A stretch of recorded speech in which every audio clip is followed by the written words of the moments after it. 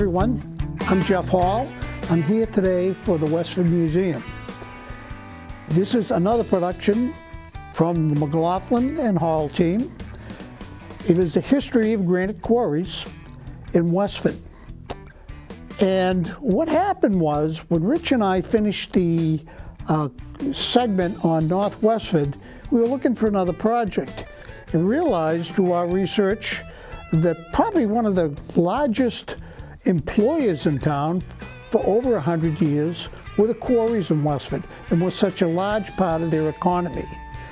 So we started delving into the Westford quarries. Then came COVID, so we had a lot of time on our hands. And what we thought might be a 1-hour presentation turned into about 3 hours. There's an awful lot of information. So we're going to do this in 2 parts. So let's start with the history of the granite quarries at Westford on Oak Hill. Why are there quarries in Westford? Well, the glaciers receded some 14,000 years ago. The glaciers scraped away the soil, which covered granite formations, and at the same time left behind large surface boulders. A belt of extremely hard and beautiful granite called Chelmsford Gray lies beneath our feet from Air, Mass to Pelham, New Hampshire. The belt only averages between 1 to 3 miles in width, but it runs very deep. Look around in the villages and in the center of town, the many monuments, foundations, doorsteps, and walls that are made from this local stone. While bridges and curbing are the mainstays of the quarries, local granite has found its way into many buildings and monuments throughout the country. Early local settlers first used granite for house foundations, steps, bridges, millstones, hearthstones, dams, hitching, and fence posts. This was done by using the surface boulders left by glaciers in Chelmsford, Westford, and Tyngsboro. On the left, that's the foundation of the Joseph Keyes Jr. home at the intersections of Keyes and Goulds Road, which is shown on the 1730 map of Westford. On the right-hand side, George Keyes' property on Gould Road, showing granite fence posts. The location of the home is shown on the 1853 Sims map. These gristmill stones are located at the site of the former Westford Depot Bridge. Gristmills date back to biblical times. Millstones were for grinding grains into powder for baking. Spices and some oils could also be ground. Westford gristmills were located along the Stony Brook. George C. Moore took down this gristmill in 1912. Moore had one millstone placed on the left side and one on the right side of the Stony Brook. These millstones at the Depot Road Bridge are a reminder of our town's history. Most likely these stones were made from Westford granite. So, Chelmsford granite. As early as the 17th century, granite products were hewn from surface boulders from the Chelmsford, Tyngsboro, and Westford area. At some point, this granite stone was named Chelmsford granite. Remember, Westford was part of Chelmsford until 1729. Early quarry owners used Chelmsford, Mass as their business and mailing addresses. But these quarries were really in Westford and Tyngsboro. Still to this day, granite from Westford and Tyngsboro continues to be called Chelmsford granite. The completion of the Middlesex Canal allowed easy transportation to the Boston area for granite products. Below is an excerpt from Hodge's History of Westford in 1883. The stone used in Boston under the name of Chelmsford granite does not come from Chelmsford, but from Westford and Tyngsboro. In the latter place, it is obtained chiefly from boulders, but ledges are quarried in Westford. I do not know why it has been called Chelmsford granite. unless from the fact that large quantities are carried to Lowell, formerly part of Chelmsford, to be wrought. One theory is that because the granite was first taken from the Newfield area, now known as North Chelmsford, okay, one of the first known usages of Chelmsford granite outside the Massachusetts area was in Savannah, Georgia in 1818 for construction of a church. Shown in the map below is the Oak Hill area where the granite industry began in our area. And this is the northern portion of the 1856 walling map of Westford that were produced by the counties.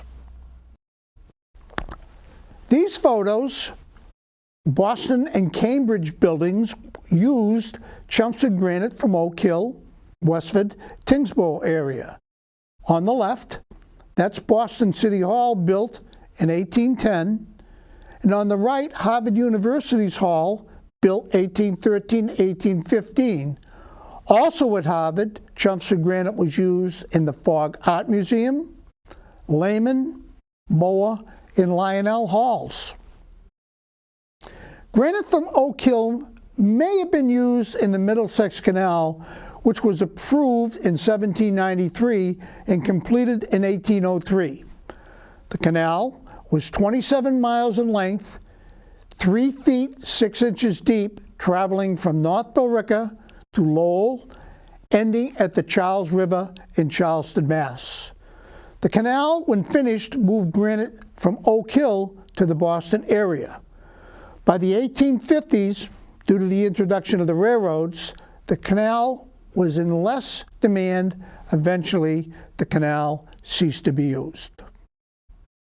Here you have the Middlesex Canal Aqueduct on the Wilmington-Billerica line at the Shawshene River. On the left-hand side is a drawing of the 19th century aqueduct at the Shawshene River. And on the right-hand side, you can see the remnants of a granite aqueduct bridge supports at the Shawshene River. Granite quarrying was one of the first industries in Westford. Oak Hill in North Westford and Snake Meadow Hill in Graniteville became the main quarrying areas in Westford. On the left, that's the Oak Hill area from the 1875 map, and you can see it actually says Ore Hill on it, but George Merrill's name is below that as well. And you can see that's a large area, and this is where the quarrying was done in the Oak Hill area. On the right-hand side is the Snake Meadow Hill from the 1875 map, and you can see that's the Graniteville area. We're going to do Oak Hill in North Westford.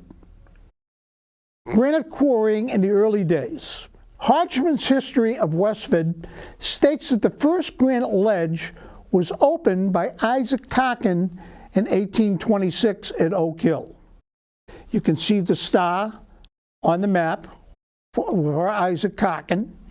It was followed by Major Jesse Colburn and finally George W. Merrill in 1863. That location you can see with the arrow on the map. Today, the Merrill family still owns this property. Oak Hill quarries were operated over the years by Isaac Cocken, Jesse Colburn, Noah Prescott, George Merrill II, Matthew Downs, John Ward, John Toms, John DeCarteret, Frank Mallory, John Vieira, the Morris family, and there were others as well. Quincy Market in Chelmsford Gray Granite. Hodgman's History of Westford states in 1823-1824, Charles Hollis was hewing granite from Oak Hill for the pillars at the Market House in Boston. The Chelmsford Courier of October 10, 1824, states that the pillars were then wrought by Captain Gardner Fletcher of Chelmsford. When the hewed granite was shaped into pillars, they were hauled by oxen to the Chelmsford Canal Station, then shipped by canal boats to Boston. And on the right-hand side, the pillars of the original Faneuil Hall had been carved from the boulders in the Oak Hill area of Westford back in 1825. This photograph you see was taken in 1975 for the 150th anniversary of the market. All right, prior to 1826, surface boulders at Oak Hill had been used by settlers and quarriers that came to the Chelmsford-Westford area. And you can see surface boulders along the Sassafras Trail at Oak Hill. The trail actually runs from Tenney Road to North Hill Estates. And on the right-hand side, this is the entrance to Sassafras Trail from North Hill Estates. Surface boulders can be seen in the background. Let's first look at Isaac Carkin. Carkin's quarry was located off Tingsboro Road in North Westford. In the mid-1900s, the quarry at this location was Oak Hill Quarry, owned by John Vieira of Lowell, Mass. Here's what Hodgman's History of Westford had to say about it. Isaac Carkin was the first man to open the ledge on Oak Hill. The quarrying began there 55 or 56 years ago, that is in 1826, 1827. After Mr. Carkin, Major Jesse Colburn carried on the business for many years, and more recently, George W. Merrill. Much of the stone from this source is drawn to the stone yard at North Chelmsford, but some is hauled into Lowell. And on the right-hand side, this is the granite ledge and surface boulders you can see at Oak Hill that made it so enticing for those who decide to quarry to go there. Isaac Carkin's quarry continues through the years with different owners. In 1936, John Vieira of Lowell and others buy the quarry. They established the Oak Hill Granite Company. Today, the village of Stone Ridge, which buys the land in 1999 and starting in 2001, built a 55 and older community. Pictures below, starting on the left-hand side, shows the Oak Hill Granite Quarry Hole, now part of the village at Stone Ridge. The condos can be seen on the upper right-hand side. And the center and left photos show the Oak Hill Granite blacksmith shop and the pump house, which were preserved by the builders of the village. This is the 1831 Hales map, and it shows Jesse Colburn, who buys the land at Oak Hill in North Westford in 1831. This was the home of Major Jesse and Dolly Colburn at the Colburn Quarry. Then in 1863, it became the home of George W. Merrill. The home was located on the easterly side of the quarry. On the left-hand side, that's the front of the Colburn home, and later the Merrill home. And on the right, the rear of the Colburn, and then later the Merrill home. So who was Jesse Colburn? Well, Jesse Colburn served in the War of 1812 in the 4th U.S. Infantry as a drummer. On the left, that's his honorable discharge paper. Jesse enlisted March 24, 1813, separated from the service June 1, 1815. Jesse died in 1860, and in 1878, pensions were awarded to his spouses. On the right, here's the widow's pension, War of 1812 for Dolly Colburn, which was approved in 1879. The Merrill home and stone quarry at Oak Hill was purchased from Jesse and Dolly Colburn. On the left, that's George W. Merrill, going from left to right, Leah Merrill Queen, and Samuel Merrill in an 1886 photo. On the right, Samuel Merrill, left front, George W. Merrill II, to the right of the pole at Merrill's Quarry in 1886. The Merrill family photos. George Merrill, who we met up with in 2019, was very generous with his family photos and shared them with the Westford Museum so that we could use them for this. So we want to credit the Merrill family. The next set of photos are photos coming from the Merrill family. Oxen-drawn carts of granite spreaders at the Merrill Quarry is shown on the left-hand side. One use was for the boundaries of burial plots. On the right-hand photo, that's George W. Merrill II at the far right as a blacksmith at the H.E. Fletcher Quarry in 1922.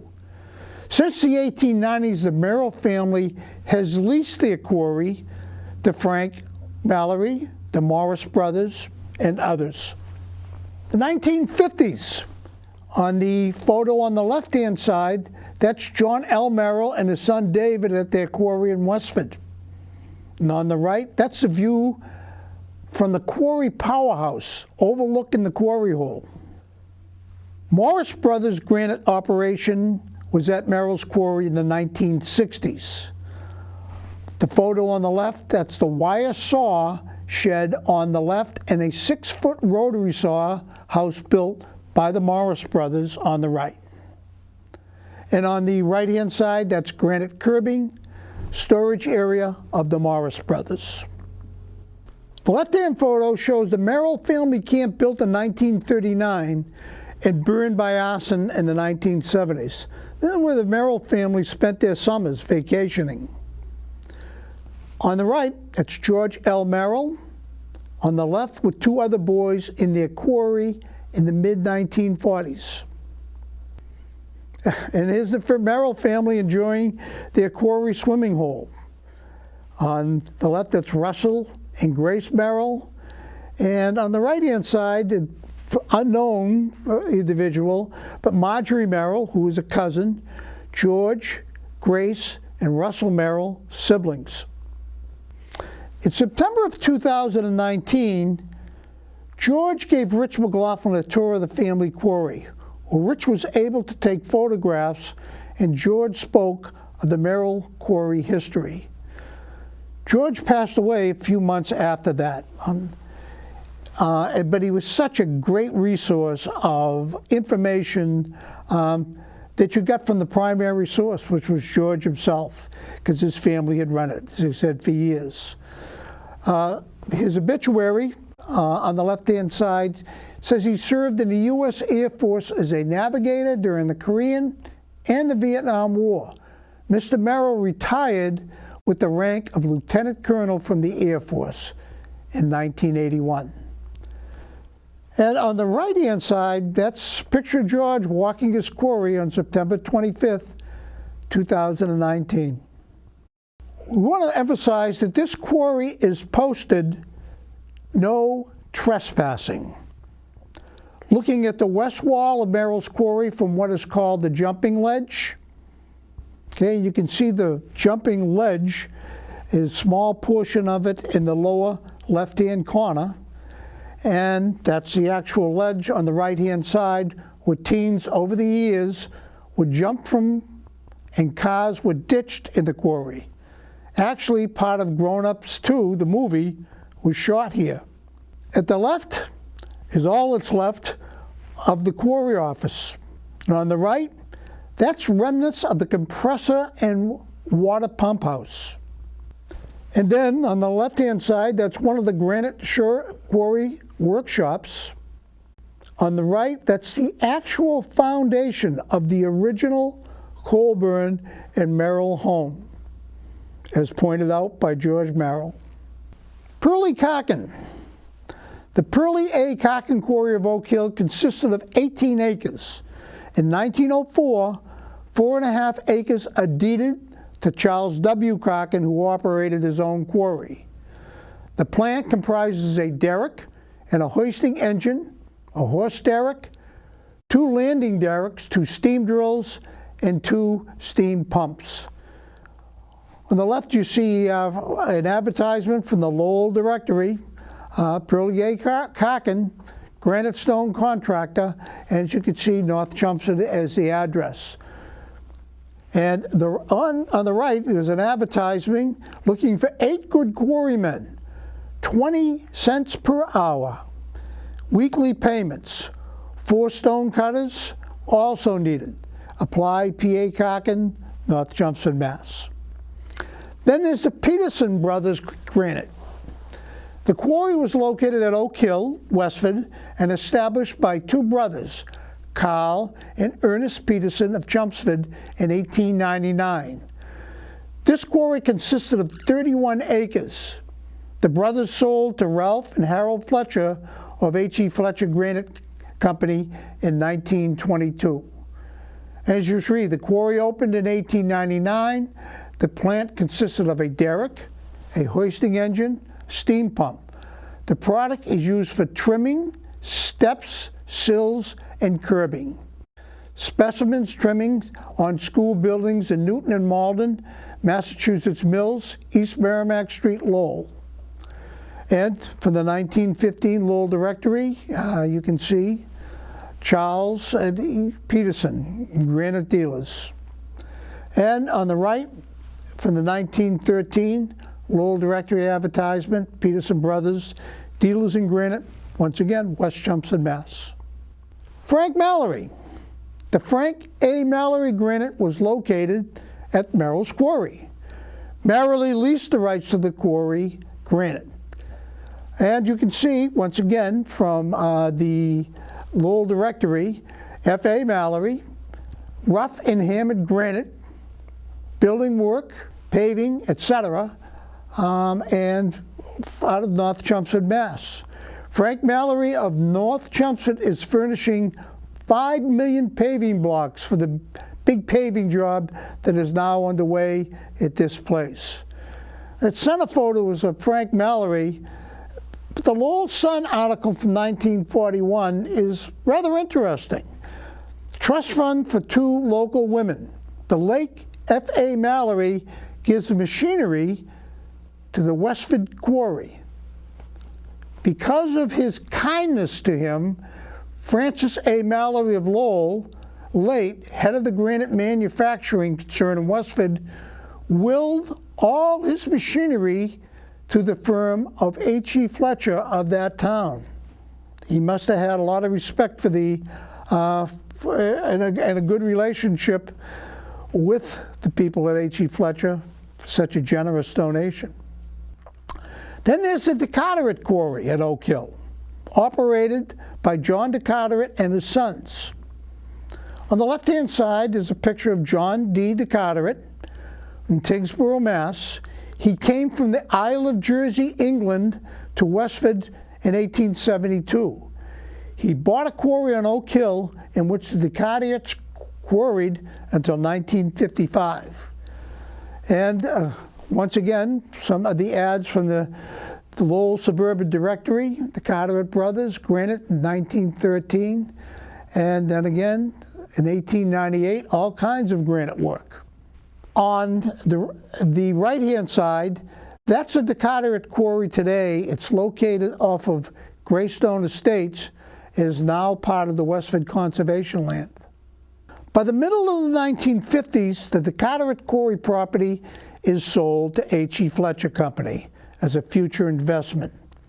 Purchased later by the Greystone Development, this quarry and other lands are now part of the town of Westford's open space. Greystone trails are located here. So if you look at the map, on the left-hand side, you can see the Merrill's Quarry, once again, which is posted for no trespassing, the Colburn Merrill home, okay, that we showed you the remnants of, and the DeCarteret Quarry. You can actually, off Caldwell Drive, walk in and see the remains of the DeCarteret Quarry there today as part of one of the trails. On the right-hand side, the 1853 Sims map showing where the Colburn Quarry, and the blue arrow shows the location of the DeCarteret Quarry. Matthew Downs. This is Matthew Downs of the Brick Tavern, located on Route 40. And this is him at his quarry at Oak Hill. Matthew Downs is in the vest, to the left of the hoist. Other workers' names are noted on the back of the photo. Interesting names.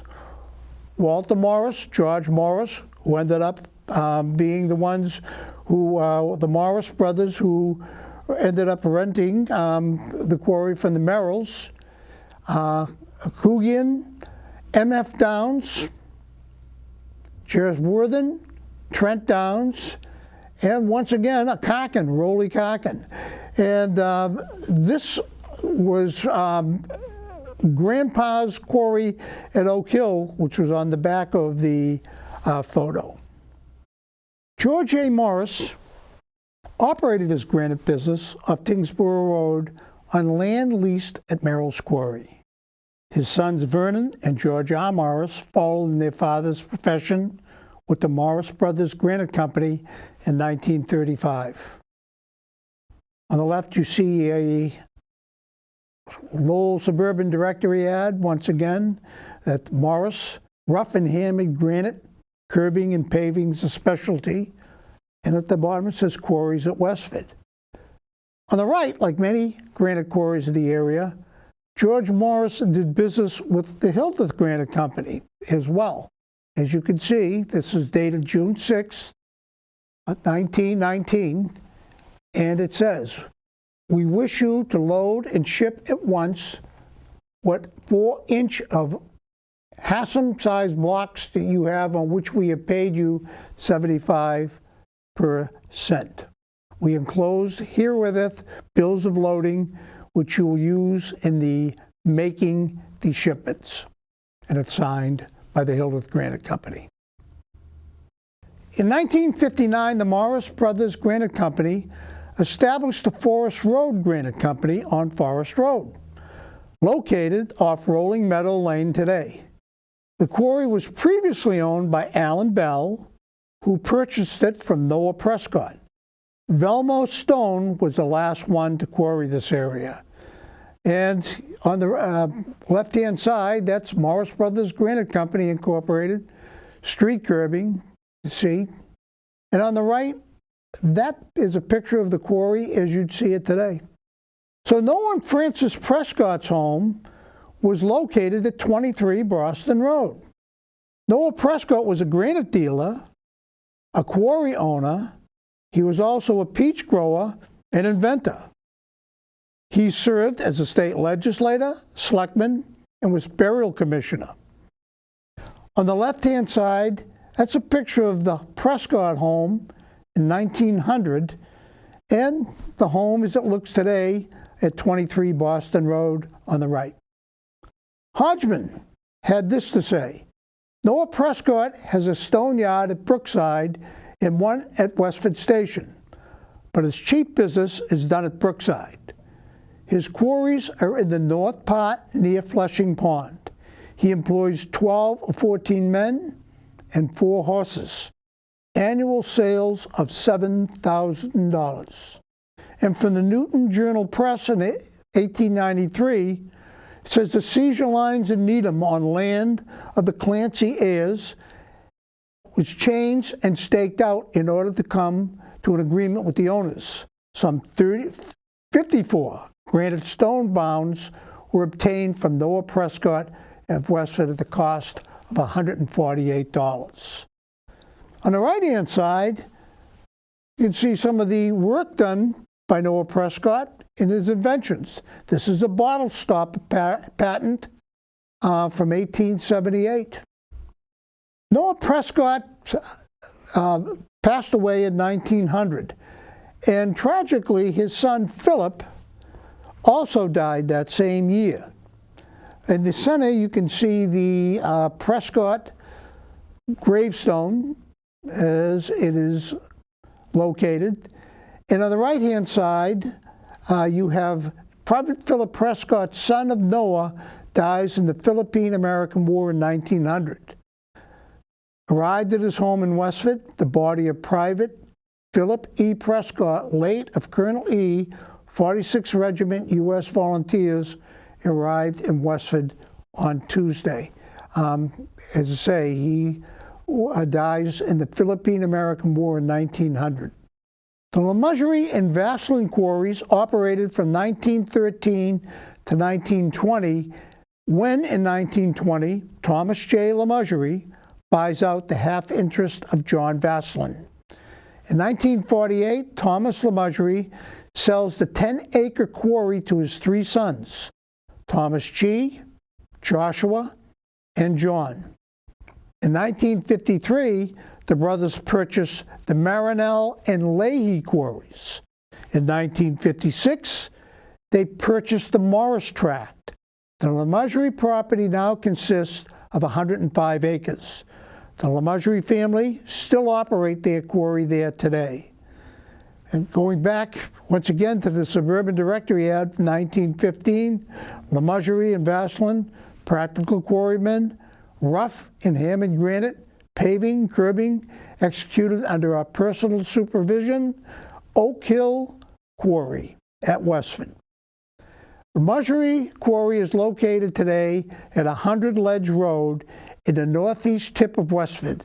The products made are pavers, curbing, steps, and granite specialty items. That's the LeMessurier Granite Quarry Incorporated. In recent years, LeMessurier was quarrying for dimensional stone and selling to Roma stone. Roma stone would drill and blast granite into crushed stone to be used in concrete for road work. Roma Stone purchases most of LeMessurier's land in 2017. On the right-hand side, granite is drilled and filled with ammonium nitrate explosive. The broken pieces are suitable for crushing into various size stones. And you may, if you look closely, see those little dots. That's where the ammonium nitrate explosives is inserted. Outside rotary diamond saw is used to cut larger blocks into slabs, which will be finished per order specifications. This blade is 11.5 feet in diameter. The new saw blade, with waiting installation, is a lifespan of about 2 to 7 years at a cost of approximately $22,000. This is without the diamond teeth. Another quarry at Oak Hill was that of Benjamin Rousset and Sons, who purchased their land from the Congregational Church of North Chelmsford in 1935. In 1954, Rousset and Sons sold to George, Louis, and John Gilmet, and in 1959 established the Gilmet Brothers Granite. Gilmet later sells to W.G. Graves in 2007. On the left-hand side, that's the Gilmet Brothers Quarry Plan, 1954. And on the right-hand side, that's W.J. Graves supplies crushed and washed stone from their quarry from a 2019 photo. Herbert E. Fletcher Quarry, Groton Road. For those of us in the last 50, 60, or 70 years, those of us who grew up in town or have moved here, probably remember the Fletcher Quarry better than any of the others. So, who was Herbert E. Fletcher? Herbert E. Fletcher, at the age of 18, entered the granite business with 70-year-old Abram Brown in 1880. Brown and Fletcher dissolved in 1881, and Herbert went on his own for the next 2 years. In 1883, his brother Henry became his partner, lasting until 1908, and at which time the H.E. Fletcher Company became incorporated. Over the course of his time as company president, Herbert engaged in selling granite products nationwide, general contracting, and the purchase of other quarries in New Hampshire and Maine. Herbert Fletcher developed innovations that included the quarry wire saw and the straight splitter for curbing. The H.E. Fletcher Company was family-owned from 1881 to 1985. Mr. Fletcher was also involved in Westford Town Affairs as a moderator for 25 years, a Westford Academy trustee. He served in the Massachusetts legislature in the early 1900s. And that picture on the right is Mr. Fletcher. Herbert, as a young man, worked an outcropping of granite on his parents' farm, which turned out to be part of the granite belt from Pelham, New Hampshire to Air, Mass. This was the beginning of one of the largest granite companies in New England. The maps below show the location of Andrew and Martha Fletcher's farm in 1875, and that you can see indicated by the map on the left-hand side by the red arrow pointing to A. Fletcher. Okay. If you want to know the approximate location, you can see Nabnasset Pond, that road in the middle, which be what we know today is Route 40, where it says Old SH Schoolhouse. There's a gas station there today. And on the right-hand side, you can see that is from the USDA map from 1943, the arrow pointing to where the farm of Andrew Fletcher was located in 1875, and all of that white area is where the quarry was operating on both sides of the road by 1943. Herbert and Carrie Fletcher had this granite mansion built near their quarry. You can see on the left-hand side the Fletcher mansion, known as Grey Ledge, was built from 1910 to 1912. On the right-hand side, that's the Fletcher mansion in a 2014 photo. And here it is in September of 2014. Rich took these photos, one from the left side, and that's the rear of the mansion on the right. Herbert's sons, Harold Hill Fletcher, Ralph Andrew Fletcher, grew up in the granite business, taking over duties at the quarry. Ralph was treasurer and chairman. Harold was president. These pictures were taken from the Tercentenary book photos from 1955. Going from left to right, that's Ralph A. Fletcher. In the middle, Herbert E. Fletcher. And on the right, Harold H. Fletcher, president of the H.E. Fletcher Company, 1960. Herbert's grandsons, Herbert E. Fletcher II and Emerson Kennard Fletcher, also joined the family business. Herbert II was president and treasurer. E. Kennard was vice president. Herbert's great-grandson, Herbert III, was fabricating granite for bridges and buildings. And you can see their pictures from left to right. Herbert E. Fletcher II, E. Kennard, and then Herbert E. Fletcher III. A couple of advertisements. This is an early 1900s Lowell telephone advertisement, building and street work, foundation stone, sidewalk, flagging, dealers in granite and stone contractors. West Jumpson, Mass. That's the Fletcher and Company. And on the right, a business advertisement in the Lowell Sun from May 3rd, 1920. Once again, Granite Monuments Buildings, H.E. Fletcher Company. The following photos are of the Fletcher quarry hole over the years. The earliest photo we have of the Fletcher quarry is most likely taken around 1900. The locomotive is a 040 with a tender car. These steam engine locomotives were designed to haul freight and for short turning radius railroad tracks. But I want you to get a good look at this and notice how flat the quarry area is and how that changes as the years go by. There's a panorama of photos of H.E. Fletcher Quarry. You can see the one at the top, 1921, and the bottom one is from 1928. Some 1950s photos. An aerial view showing the quarry, cutting sheds, production, and the mill building. And I want to point out, you look down the bottom, you see where it says quarry, and it's not flat anymore. You can see the ledges. Then there's the railroad tracks, the cutting shed, the stone crusher, and on the other side of Route 40, that's the mill. Because in the background, you notice that's the Nab Country Club. On the right-hand side, that's a quarry hole showing wire saws, derricks, and some of the older cars. Once again, notice the ledges.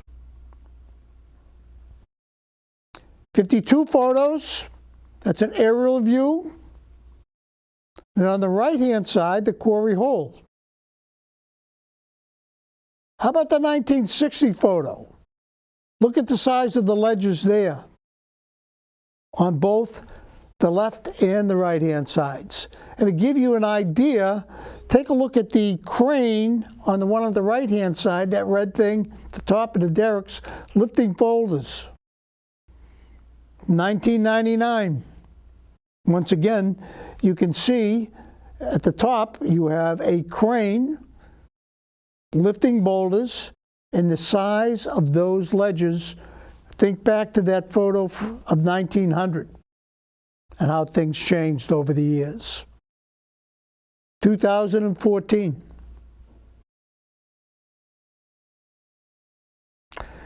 Granite is used in the construction of many projects. The following photos came from a 1920s Fletcher album. Okay? These are homes and garages.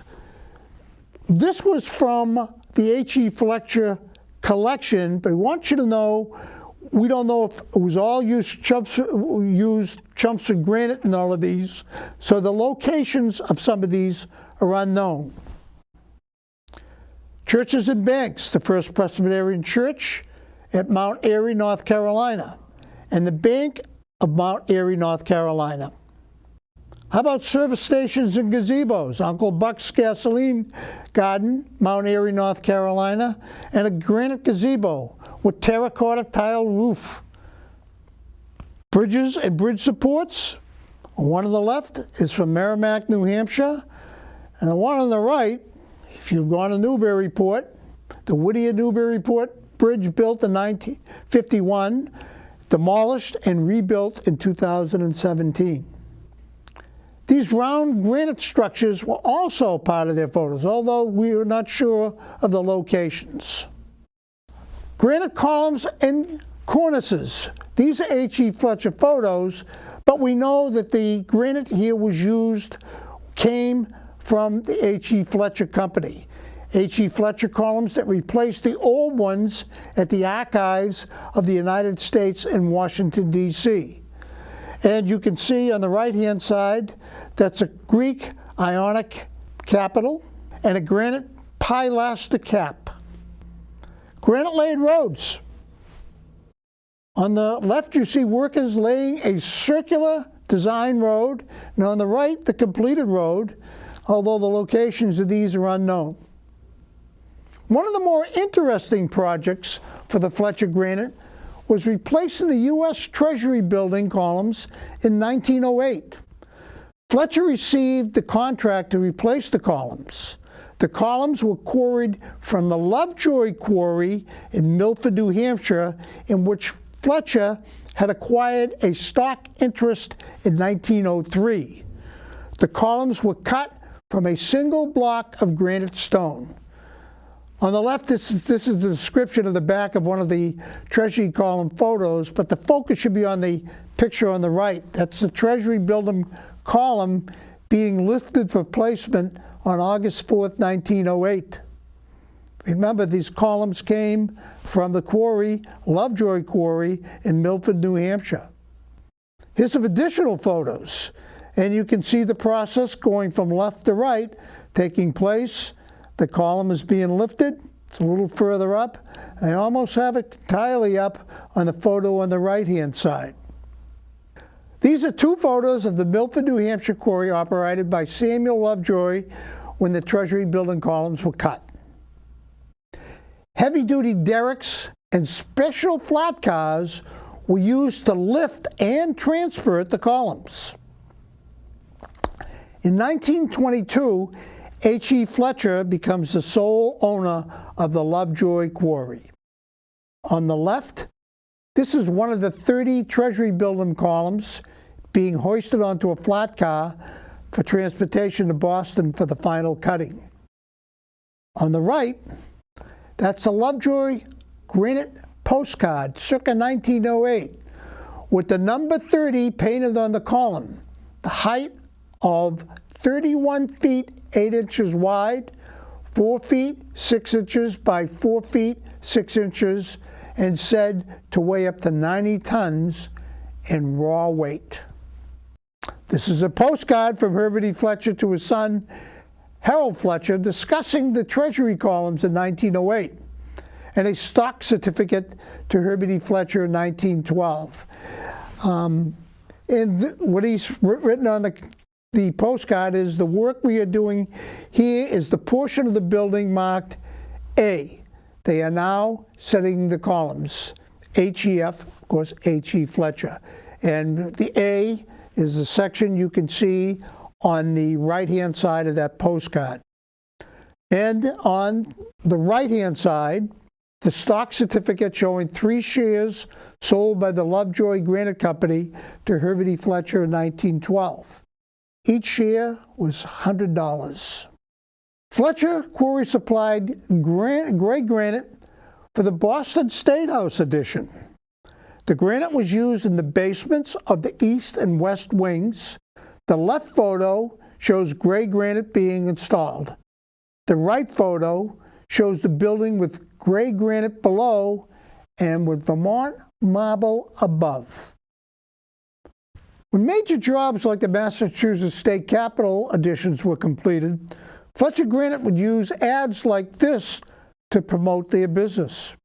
And you can see it shows a picture of the Massachusetts State House. On the right-hand side, this is a recent aerial photo of the Massachusetts State Capitol showing the left and right wings that were completed in 1917. As we said, using Fletcher Granite.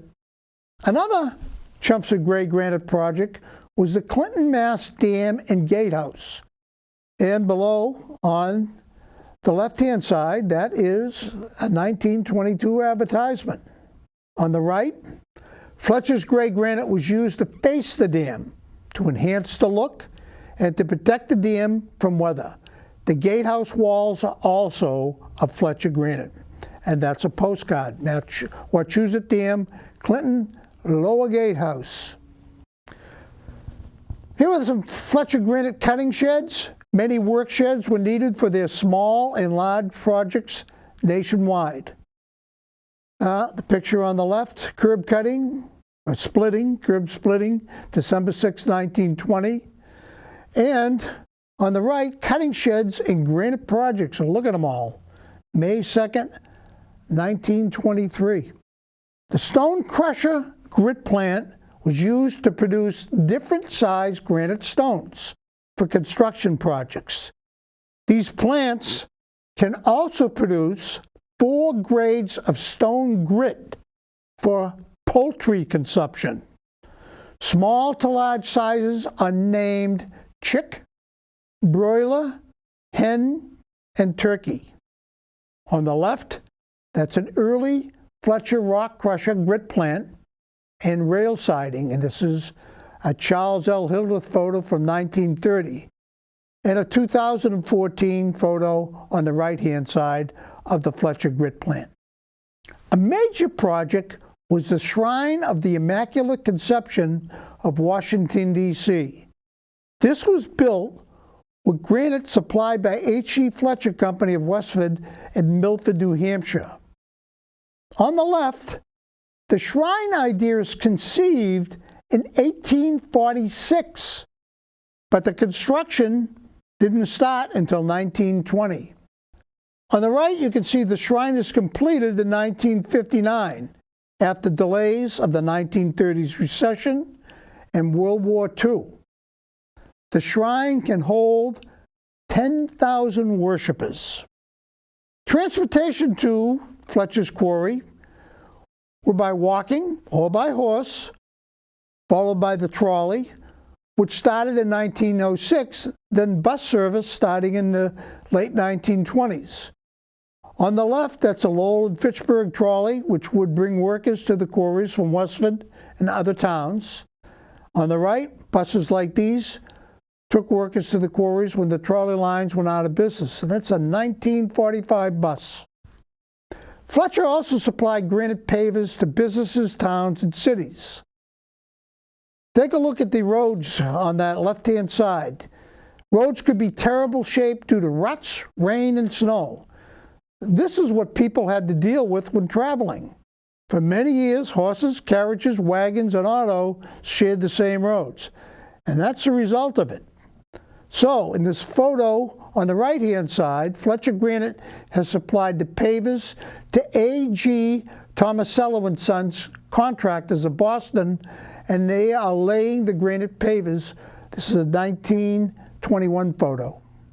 Granite pavers are unloaded along the street for installation. You can see that on the left.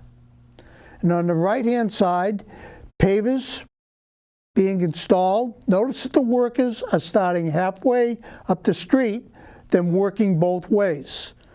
This took 2 crews, 2 machines, and was much more efficient.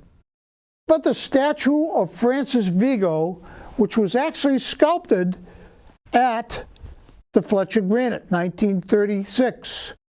It is located at Wabash River, Vincennes, Indiana. And you can see from the Lowell Sun article, this is the statue of Colonel Vigo, who helped open the Northwest, saying he was built in West Chelmsford. On the right, the stone for the Vigo monument was cut at the Granite Company in 1936, although credit goes to John Angel as sculptor of the statue monument. The 2 men who actually did the carving were Frank Asp and Louis Cantone. H.E. Fletcher Granite and the Nabnasa Country Club contributed to the World War II effort by making submarine steel mesh nets. On the left-hand side, the photo below shows the steel net assembly machine set up by the H.E. Fletcher Granite cutting sheds in Jay, Maine. A similar one was set up by the Fletcher Granite in the Nabnasa Country Club barn, which you can see on the right-hand side. Mrs. Nancy Corkum Malley of Nabnasset worked at the Nabnasa Country Club barn assembling nets as a teenager. See, this happened during World War II, how many businesses changed what they were doing for the war effort. The H.E. Fletcher Social and Athletic Club was formed on January 27, 1947 by employees of the H.E. Fletcher Granite Company. The directors formed baseball, basketball, and bowling leagues that year. In 1948, the club and the hall was purchased by Royal Shawcross for $9,000. In 1956, an outside shuffleboard was installed, and in 1957, a tennis court was built. Clam bakes were always a summer event here. On the left, that's the H.E. Fletcher Club annual meeting, where the main event was taking a lighted match to their mortgage to celebrate paying it off. And these pictures are from the Granite Chips newsletter that was put out by the H.E. Fletcher Company. And the photo on the right, the H.E. Fletcher Club annual meeting. These are 2 photos of the H.E. Fletcher Athletic and Social Club in 1975 and 2014.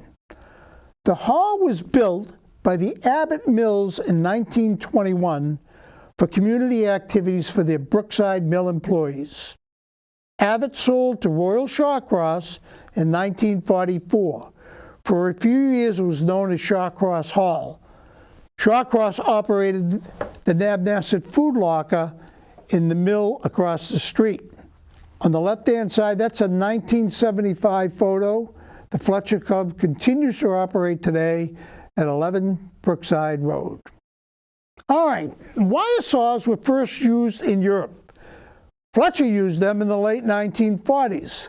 Fletcher improved on them and patented his wire saw in 1952. On the left, this first 2 photos shows Fletcher wire saw in 1956.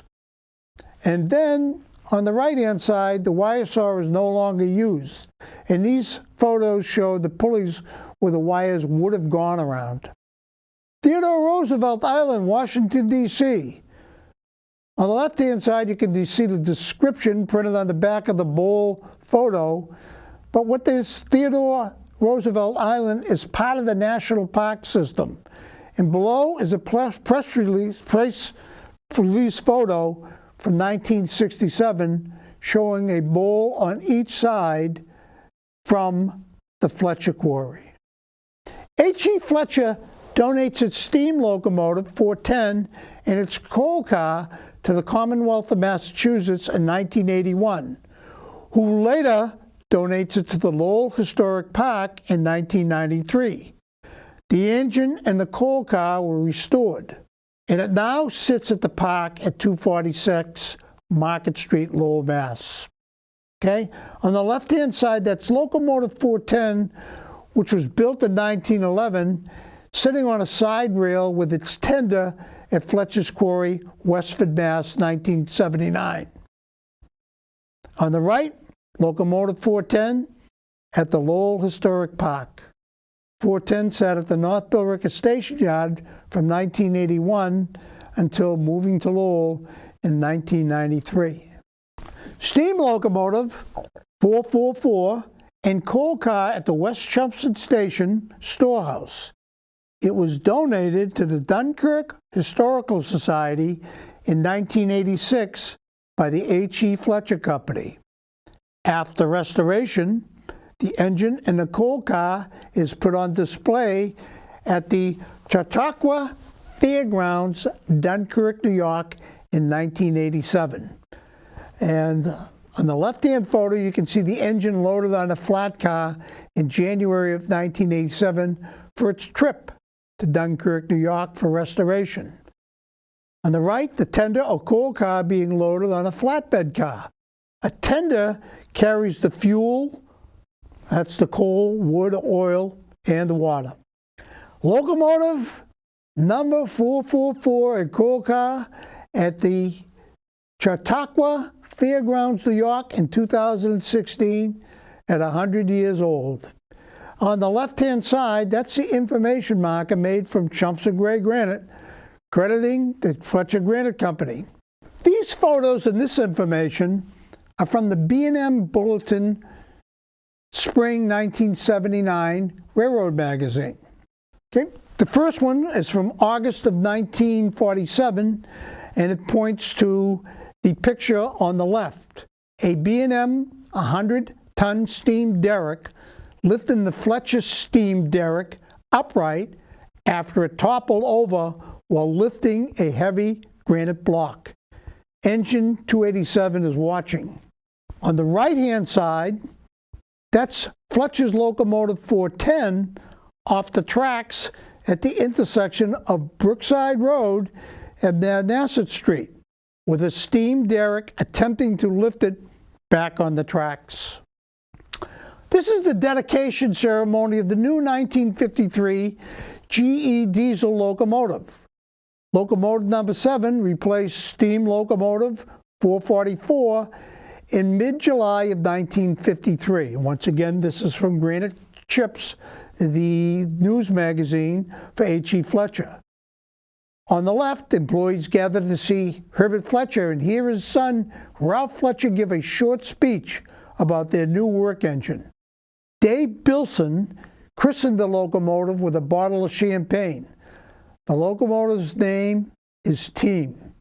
On the right, that's Herbert E. Fletcher at 91 waving as his guest and his engineer, Ben Franklin, and you can see Ben on the left-hand side of the engine, get ready for the first ride to the quarry hole.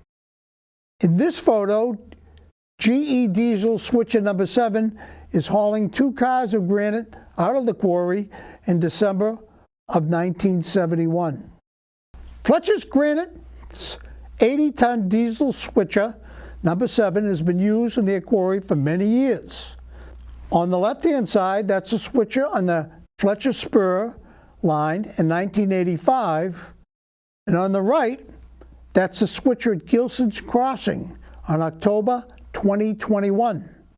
This photo is taken from the Willows restaurant, and you can see it's got a new paint job there.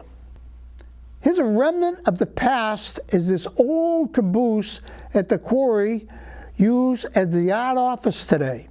Fletcher sold hand-carved imported landscape products. On the left, that's the cover page of a 6-page sales booklet containing 66 products. And on the right, that's a landscape product storage area from a 2000 photo. A 25-ton, 36-foot tall obelisk raising took place at Fletcher Granite on September 11th, 1999. The obelisk was quarried in Milford, New Hampshire, brought to Westford, where an Egyptian-style raising occurred. This event was televised on PBS Nova in February of 2000. Nova sold the obelisk to George Rapanos of Florida for $40,000, who then donated it to Ferris State University, Michigan, where it is part of the campus today. Look at the photo on the right. Or excuse me, look first at the photo on the left. The obelisk is ready for the final lift-in by rope pullers and rope breakers. And on the right, the obelisk fully upright with rope pullers and onlookers admiring the effort of many. The best I can do to explain this is the same sort of experiment took place in Egypt. And I think what they were trying to show is that if you ever saw the movie, The Ten Commandments, when they raised the obelisk, they showed it being done by slaves at the time. Well, could this actually be done? And so this experiment was done to prove that, yeah, you could raise an obelisk with people and ropes and all of that. That's my best explanation. Anyways, it got to Nova in February of 2000. In August of 1985, after 104 years of operation, the Fletcher family sell their quarry and land. 800 acres of land was sold to Raymond and Barbara Carey, on which Greystone Estates was built. The other 200 plus acres, consisting of the quarry and the mill area, was sold to Paul Keeney and Edward Stewart of SJE Enterprises of Boston. They would modernize the company and continue the granite business, maintaining the name Fletcher Granite. Fletcher Granite sells 30 acres to Pomeroy Brothers Granite State Concrete on the north side of 520 Groton Road. In 2005, Ace Hardware is built on part of the Fletcher land at 527 Groton Road. In 2009, Fletcher Granite Company sells to Granite State Concrete Corporation 102 acres consisting of quarry, buildings, and land at 534 Groton Road. In 2010, Fletcher Granite Company of 535 Groton Road is sold to NESI Realty, LLC of Rhode Island. Here is a Google area map of the Fletcher Granite Company. McKellen Concrete, Newport Materials is located on land previously owned by the H.E. Fletcher Company. So let's take a look. Okay? Starting from the bottom, it shows offices and manufacturing and the Fletcher Granite Company. As we move northward, that road in the middle is what we know as Groton Road or Route 40. There you see the quarry, Granite State Concrete, and a solar farm to the far north. To the east, Newport Materials. Fletcher Granite was recently operated by CEO David Darlington. Today, Granites of America has the mill department closed. On the left, granite products lining the entrance to Fletcher Granite Manufacturing and Office Building. And on the right, the front of the office and the manufacturing buildings.